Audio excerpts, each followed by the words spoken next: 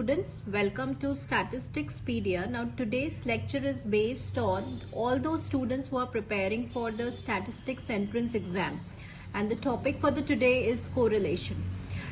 The correlation coefficient between the two variables is of order. तो अभी यहाँ पर हमें क्या करना है, आपको पता है कि अगर आप दो वेरिएबल्स के बीच का कोरिलेशन स्टडी करते हैं तो वो कोरिलेशन सिंपल कोरिलेशन होता है और उसका जो ऑर्डर होता है वो क्या होता है, जीरो ऑर्डर का है. तो यहाँ पे टू वेरिएबल्स का कोरिलेशन का ऑर्डर क्या हो जाएगा, zero. So zero will be the answer for this question. Moving on to the next question. Sum of the squares of the difference between the 10 ranks of two series is 33. Then the rank correlation coefficient be what?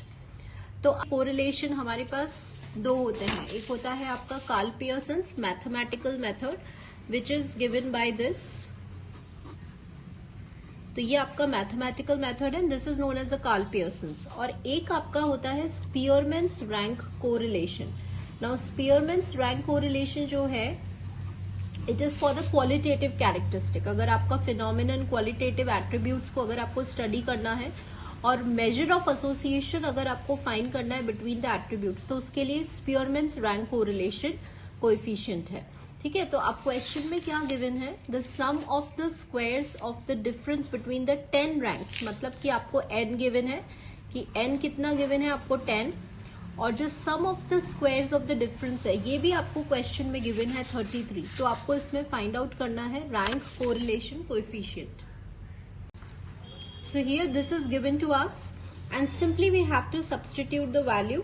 अब इसमें ध्यान रखना है students की यहाँ पे n square minus 1 पूरे पे नहीं है, बिकॉज समटाइम्स मैंने देखा है कि स्टूडेंट्स मिस्टेक कर देते हैं और जल्दी में पूरे पे ये it is not divided by whole, it is only divided 6 summation d square is divided by n into n square minus 1. तो हम यहाँ पे सिंपली सब्स्टिट्यूट करेंगे.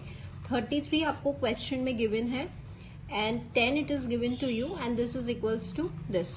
सो on solving the value as so, and this is equal to 0 point this. So answer for this question will be this. Now moving on to the next question. If x and y are the two variables with a mean 10 each, मतलब इसका जो mean है और इसका जो mean है वो 10 आपको गिवन है. The variance 1 and 9 respectively, correlation coefficient be this. तो क्या क्या गिवन है एक बार आप लिख लेते हैं हम. What is given to us, r of sigma x comma y 1/4 given है आपको. sigma x मतलब variance sigma x square is given to us, sigma y square is given to us, and what we need to find, we need to find the covariance of 3x and 5y. ये हमें find करना है. So now everything is given to us. तो यहाँ पे आप mathematical formula use करेंगे जैसे Karl Pearson's correlation coefficient, and what is given to you just simply substitute. rxy आपको 1/4 गिवन है, कोवेरियंस हमें नहीं given. What is sigma x, sigma x will be 1, and what is sigma y, sigma y 3 हो जाएगा. ध्यान रखना है variance given है तो this will be equals to 3. So ultimately what is the covariance of x comma y? It is 3/4. Now students हमें निकालना क्या है, what we need to find? We need to find covariance of 3x and 5y. Now इसमें यहाँ पर एक important property हमें ध्यान रखनी है कि जो covariance है it is affected by scale and not by origin. covariance जो होता है ना आपका, देखिए अभी यहाँ पे आपने इस कांस्टेंट को मल्टीप्लाई करा है तो दिस इज स्केल. तो covariance it is affected scale not by origin. So यहाँ पे इसका वैल्यू क्या हो जाएगा, A B into covariance of X comma Y. अगर सपोज यहाँ पर ये ऐसे होता A X plus B and C Y plus D, so this is what, this is origin, तब भी इसका आंसर क्या होता है, A C into covariance of X comma Y. तो अब जो क्वेश्चन आपको गिवन है वहां पे जो प्रॉपर्टी यूज होगी वो यही होगी कि covariance it is affected by scale. So आपको सिंपली इसको मल्टीप्लाई करना है, that is 15 into covariance of X comma Y. तो ये क्या हो जाएगा 15 into 3/4. 4 and that counts 45 into 3 by 4 and that counts 11 2.5. So answer for this question will be 11.25. Now if the value of the correlation between x and y is 1, मतलब अब अभी आपको क्या गिवन है, r of x, y आपको given है 1, then the correlation coefficient between this, तो आपको क्या निकालना है, correlation coefficient between r x minus 1/3 आपको find out करना है. Now students, here we need to recall the most important property of correlation, और वो property क्या है,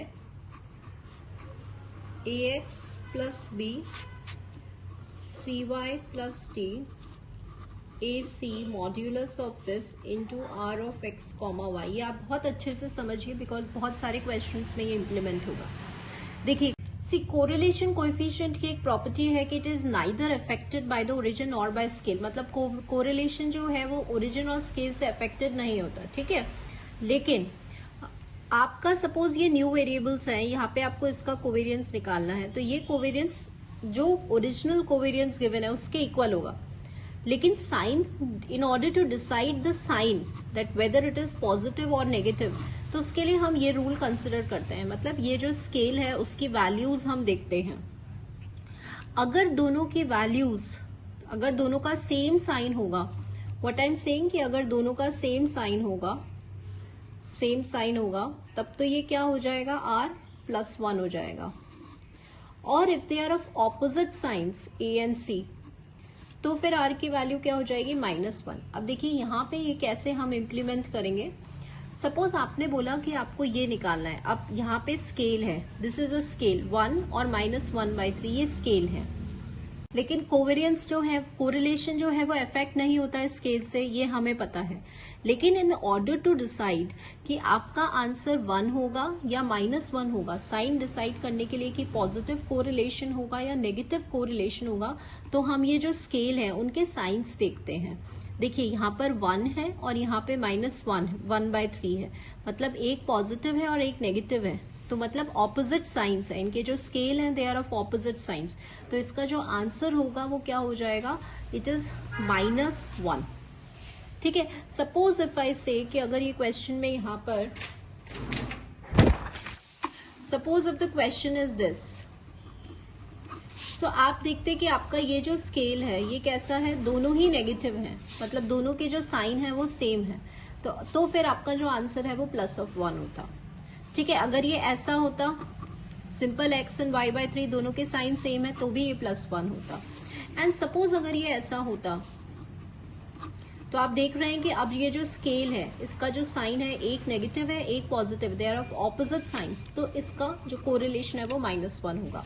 ठीक है. So always remember, correlation coefficient is neither affected by origin nor by scale, but in order to decide the sign कि whether it is a positive correlation और negative correlation, हम साइंस कि whether it is a positive correlation और negative correlation, हम क्या देखते हैं कि जो स्केल वाली वैल्यू है, अगर स्केल जो है दोनों के साइन सेम है तब तो प्लस रहेगा, और दोनों के साइन अगर नेगेटिव है तो माइनस रहेगा. And the value will remain the same. जो आपको ओरिजिनल वेरिएबल्स की जो वैल्यू दी है वो सेम रहेगा.